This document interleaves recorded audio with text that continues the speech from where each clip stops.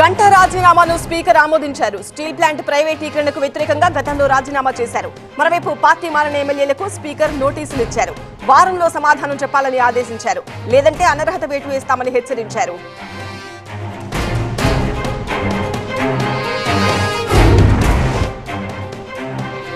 ఐదో జాబితాపై వైసీపీ కసరత్తు కొనసాగుతోంది. పలు స్థానాల మార్పుపై పునరాలోచన చేస్తోంది. సీఎం క్యాంప్ ఆఫీస్ కు పలువురు నేతలు వస్తున్నారు. మరోవైపు నర్సరావుపేట ఎంపీ పార్టీకి పదవికి గుడ్ బై చెప్పారు.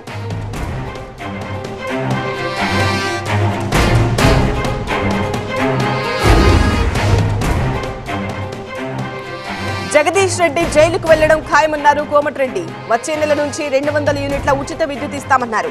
హామీలన్నీ అమలు చేస్తామని శ్రీధర్బాబు చెప్పారు. ఎన్నికల మేనిఫెస్టో కమిటీ భేటీలో ఆయన పాల్గొన్నారు. ధరణి కమిటీతో మంత్రి పొంగులేటి సమావేశమయ్యారు.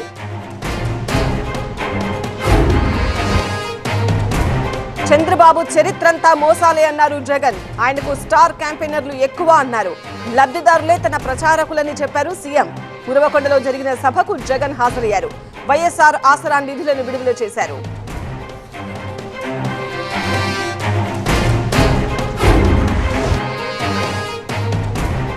మున్సిపాలిటీల్లో అవిశ్వాసాల సీజన్ నడుస్తోంది. కొత్తగూడెం చైర్పర్సన్ పై 22 మంది అవిశ్వాసం ప్రకటించారు. నేరేడు చెట్లలో కాంగ్రెస్ పెట్టిన అవిశ్వాసం నెగ్గింది. ఇక భువనగిరిలో కూడా అదే పరిస్థితి. కార్పొరేటర్లు ప్రజలకు జవాబు చెప్పాలన్నారు ఎమ్మెల్యే ప్రకాష్ గౌడ్.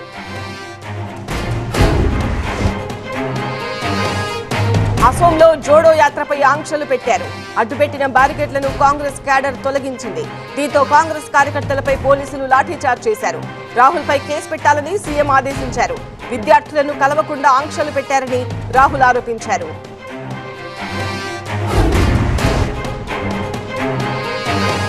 అయోధ్య బాలరాముడికి బాలక్ రామ్ అని పేరు పెట్టారు. ఇకపై బాలక్ రామ్ మందిరంగా పిలుస్తామన్నారు పూజారి. ఆలయానికి ఉదయం నుంచి భక్తులు పోటెత్తారు. ఒకేసారి దూసుకురావడంతో స్వల్ప తొక్కిసలాట జరిగింది. గాయపడ్డ వారిని ఆసుపత్రికి తరలించారు.